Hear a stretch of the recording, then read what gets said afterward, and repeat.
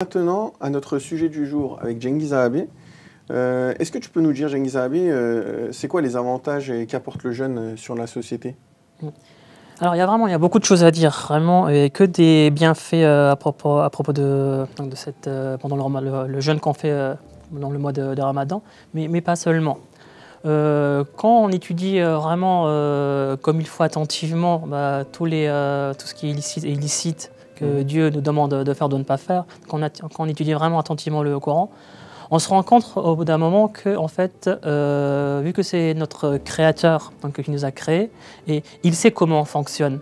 Il sait vraiment comment on fonctionne. Et si on suit à la lettre toutes les notions qui nous sont dites dans les versets du Coran ou même les hadiths du prophète, on se rend compte que tout est à sa place et tout est fait pour qu'on puisse vivre en harmonie dans la société. Et donc aujourd'hui, on va parler du jeûne. Et pareil, dans le jeûne, il faut savoir, c'est pas juste ne pas manger et boire selon une période donnée. C'est bien plus que ça. Mais si on dit que notre corps, c'est un mécanisme tout comme notre esprit, on peut aussi considérer que le mode d'emploi, c'est le Coran en quelque sorte alors. Tout à fait, tout à fait. Et tout est fait pour qu'on puisse fonctionner correctement en donnant le meilleur rendement de nous-mêmes. En suivant simplement les indications du Coran et du prophète. Et ce qui est énoncé dans tous les sens du terme, dans tous les domaines. C'est pas seulement physique, mais c'est aussi social. Et c'est ça qui est génial. C'est ce qu'on va donc essayer d'en parler. D'accord, allons-y. Dans un premier temps, alors quand on dit le jeûne c'est quoi? C'est le fait de ne pas manger et boire selon une période donnée. Donc on dit du lever du soleil jusqu'au coucher du soleil. Alors, à quoi ça sert? À quoi ça sert? Qu'est-ce que ça peut nous apporter? Dans un premier temps, on peut dire que le jeûne provoque en nous un changement positif dans l'attitude vis-à-vis des autres. Ah oui. Vis-à-vis des autres, de nous-mêmes aussi. Donc, il n'est pas rare de voir des gens pendant le mois de Ramadan qui changent de tout au tout. Puisque c'est le mois de Ramadan, on se dit qu'il faut qu'on fasse un effort supplémentaire. Alors, cet effort qui normalement devait être fait tout le temps dans notre vie, peu importe la période, mais dès que le mois de Ramadan arrive, qu'est-ce qui se passe? Les gens essaient de faire plus d'efforts, essaient d'être plus gentils avec leurs entourages, essaient de pardonner les autres. Au niveau de tout ce qui est les prières et les adorations, on essaie de faire des efforts supplémentaires. Donc ça, au niveau spirituel, spirituellement parlant, on augmente en niveau, on devient plus fort. Ensuite, le fait que pendant le mois de Ramadan, tout le monde fasse la même chose, fait que socialement, on se sent plus proche des autres. Maintenant, quand on se remémore nos années passées, nos amis par exemple, comment est-ce que les amitiés les plus profondes sont nées? Avec quel genre de personnes on a été les amis les plus profonds, qui a le plus duré? C'est des personnes qui, en général, partageaient le même point de vue que nous. On avait les mêmes passions, les mêmes goûts. Bien sûr. Et pendant le mois de Ramadan, tous les musulmans font exactement la même chose. Donc, tout le monde arrête de manger au lever du soleil et tout le monde mange à la même heure, en même temps. Au niveau de la prière, on a la prière du soir, la Tarawih, où tout le monde le fait en même temps. Et ça crée des liens. Vous voyez, vu qu'on devient amis avec les personnes proches de nous qui font exactement les mêmes choses, qui ont les mêmes passions, ici, tous les musulmans, en même temps, à la même heure, font exactement la même chose. Et ça crée des liens, ça facilite les liens. D'accord, le lien social. Le lien social. Parce qu'on fait tout simplement les mêmes actions au même moment. C'est que l'autre est comme moi. Et vu que l'autre est comme moi, c'est moi, je ne peux que l'aimer. D'accord. Donc ça, c'est un point positif, l'un des bienfaits du jeûne. Ensuite, deuxième chose, le jeûne permet aussi d'unifier et de rendre plus solidaires les personnes. Alors, pourquoi? Pendant le Ramadan, on est heureux en même temps. On est sur le même temps. On attend avec impatience l'heure de rupture du jeûne. On a faim et puis on est sur la table. Bien sûr. Et on attend et puis il y a des discussions. En général, pendant ces périodes-là, il y a une chose qui se renforce aussi dans la société, c'est que les gens reçoivent des invités ou vont chez des gens qui ont temps normal. C'est le moment du partage. Effectivement, qui ont temps normal devrait aussi exister. Mais avec les temps modernes, fait que on ne se voit plus, on ne se parle plus, on ne sort plus de la maison. Pendant le mois de Ramadan, on sort, ou alors on accueille des personnes. Du coup, on devient beaucoup plus solidaire, on pense à l'autre. On ne mange pas seulement pour nous-mêmes, on donne à manger. Donc on a ça, donc on est tous heureux en même temps, mais on est aussi triste aussi tous en même temps. Dès qu'on voit les malheurs des gens, on est aussi attristé par ces personnes-là. Et surtout, le fait d'avoir faim, ça nous permet d'avoir une petite empathie pour... C'est les points suivants, on va y revenir, voilà, effectivement, super. On va y revenir. Ensuite, le fait qu'on attende ensemble pendant la rupture du jeûne, admettons qu'on est en famille, rien que ça, le fait d'attendre la même chose en famille, c'est quelque chose qui de plus en plus tend à disparaître. Donc de nos jours, avec les objets modernes qu'on a, tels les smartphones, les téléphones, la télévision, fait que de plus en plus, les familles, même les membres, je ne parle même pas des voisins, même les membres d'une même famille ne se voient pas très souvent, ne se parlent pas très souvent, malheureusement. Eh bien, quand le mois de Ramadan arrive et qu'on est en jeûne, qu'est-ce qui se passe? Tous ensemble, on est autour d'une table et on attend l'heure de la rupture. Et on n'attend pas autour d'une table comme ça à ne rien faire. Automatiquement, si on met de côté tous les appareils, automatiquement, des discussions commencent à naître. Qu'est-ce que tu as fait aujourd'hui? Comment c'était? Même le truc, il reste 5 minutes. Même ça crée des liens. Même ça crée une discussion. Qu'est-ce qu'on va manger aujourd'hui? C'est une surprise. Qu'est-ce qu'on va manger aujourd'hui? Est-ce que tu as eu soif? Voilà. Tout ça crée des discussions, ça crée un dialogue. Qui fait que ça renforce les liens entre les gens. L'attente commune fait qu'il y a un renforcement des liens. On fait tous ensemble les mêmes choses, donc il y a un renforcement des liens qui se crée pendant le mois de Ramadan et pendant le mois de Ramadan et entre les gens qui pratiquent le jeûne. Ensuite, autre chose qu'on peut dire, c'est que la faim adoucit les cœurs et ça nous rend beaucoup plus tendres envers les autres. Une personne qui a faim ne peut pas vraiment penser à des choses beaucoup plus matérielles, à faire le mal. Il a faim. Il a faim, ce qu'il veut, c'est manger. Et il ne peut pas penser à autre chose. Alors, ça, c'est physique. Mais le but, un croyant, quand il fait le jeûne, le but, ce n'est pas d'avoir faim. Il y a autre chose. Le jeûne, ce n'est pas juste avoir faim. Et avec la faim arrive ce qu'on appelle l'adoucissement des cœurs. On devient beaucoup plus perméable envers les autres. Tout à l'heure, tu as dit, vu qu'on a faim, on comprend ceux qui ont faim.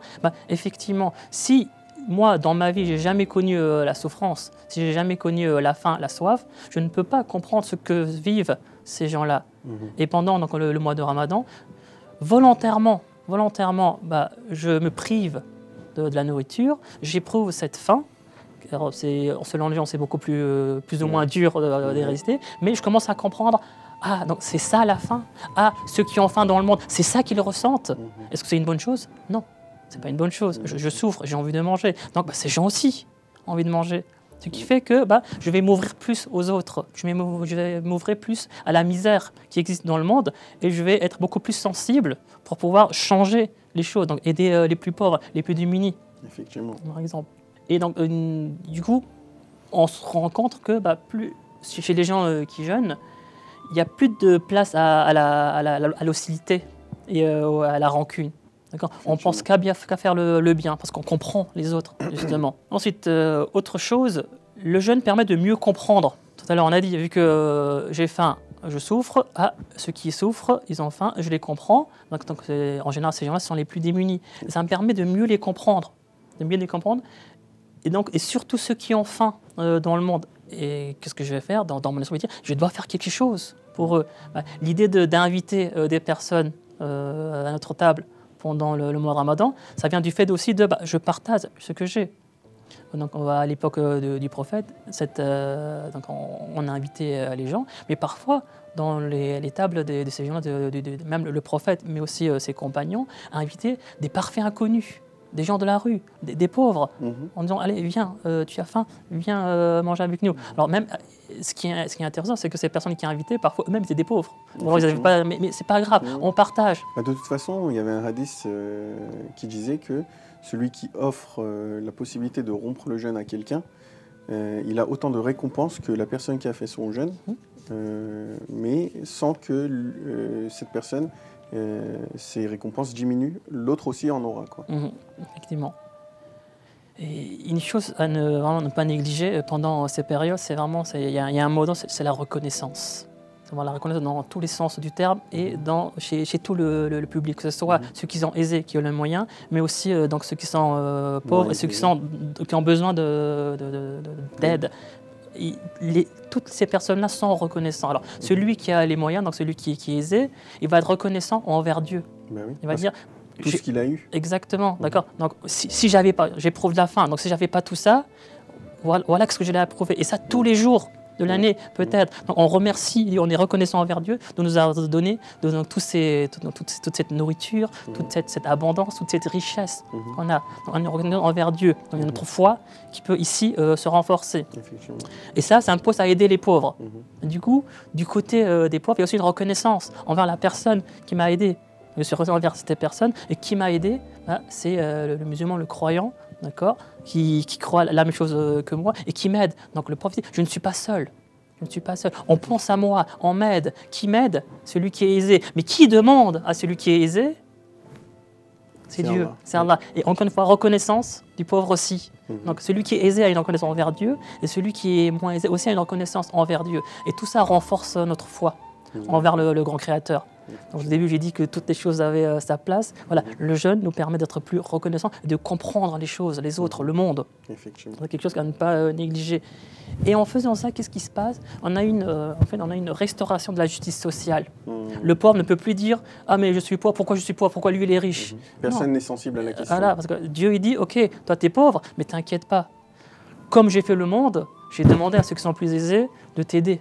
Tu n'es pas seul. » Tu vois, et là, le pauvre ne peut plus avoir de l'hostilité envers le riche. Il ne peut pas, il ne peut pas éprouver de la rancœur envers le riche.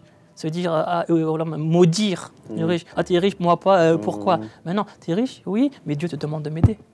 Et Dieu dit, ne t'inquiète pas, il y aura quelqu'un pour t'aider. Et donc, ça crée une justice sociale. Donc, personne n'est preuve de rancœur envers personne. D'accord, très bien. Donc tout ça, c'était au niveau de tout ce qui socialement, ce que rapporte le jeûne. Là, c'est socialement, mais au niveau de la santé aussi. Donc maintenant, il a été largement prouvé par les autorités scientifiques que selon des périodes données, jeûner, donc avoir un régime différent par rapport à la normale, a des bienfaits sur notre corps. Donc, le fait de jeûner permet de purifier donc, le corps de toutes les toxines ou autres. Ça nous met en bonne santé. Au niveau donc, du corps, mais aussi de l'esprit. On est en bonne santé, donc ça nous permet d'être en bonne santé, mais on a aussi une harmonie donc, dans la société. Donc, vraiment, il y a tous les liens, on a du côté de physiquement et spirituellement parlant, on est renforcé, on est purifié. Et une dernière chose, peut-être, ça fait peut-être un peu autre chose, on peut en continuer, mais c'est des points super intéressants, les points les plus importants. Ouais, on n'avait pas vu cette optique au niveau de la santé, comme quoi ça serait une société en meilleure forme et que c'est très important d'avoir une bonne société en forme et en bonne santé, quoi. C'est un des points qui est vraiment révélateur, quoi, et qui est très important. Effectivement. Et donc une dernière chose, peut-être avant de terminer donc cette assise, le jeûne nous permet d'aider à surmonter les difficultés de la vie. En fait, pourquoi je dis ça? Donc pendant la période du Ramadan, quand on jeûne, donc cette sensation de faim qu'on a, nous on sait que la nuit tombée, on va pouvoir se rassasier, on va pouvoir manger. Mais sur le long terme, ça dure 1 mois, sur le long terme, le corps humain devient beaucoup plus résistant à la faim et à la soif. Donc, au début, on l'a tous vécu ça, au début c'est dur, il faut se réveiller au saoud, il faut se réveiller, c'est dur. Les premiers jours sont toujours très, très difficiles. Mais au bout d'un moment, on s'y habitue, et pendant à l'approche de l'heure de la rupture du jeûne, on n'y pense même pas. Alors qu'au début c'était, allez, il reste 5 minutes, il reste 3 minutes, il reste 10 minutes, on est là, on est à l'affût du Ezan ou de l'heure. Mais au bout d'un moment, non, ça devient naturel. Donc, on arrive à résister à la faim, on s'est habitué à la faim. Et ça, c'est quelque chose qui est important. Donc, celui qui n'a jamais connu la faim, on l'a dit au début, celui qui n'a jamais connu la faim, il ne veut pas comprendre les autres. Et au moindre problème, au moindre moment où la faim guette, c'est comme s'il va complètement débousselé. Il ne sait plus comment réagir, il va paniquer.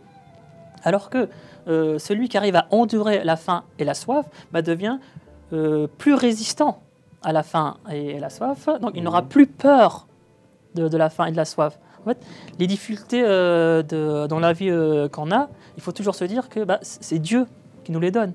Effectivement. Tout est donné par Dieu. C'est une épreuve. C'est une épreuve. Voilà. Et si c'est Dieu qui l'a donné, il y a une raison. Tout sur Terre, sur l'homme, sur l'univers, tout a une place, toutes les choses ont une harmonie. Si toutes les choses sont données par Dieu, les bonnes choses et aussi les mauvaises choses. Donc, les bonnes choses me sont données pour une raison, mais les mauvaises choses aussi. Et là, c'est là où on comprend que c'est comme ça qu'il faut l'interpréter. Lorsque des malheurs m'arrivent, c'est probablement donc Dieu me met à l'épreuve, mais pour me rendre plus fort, pour me rendre plus résistant.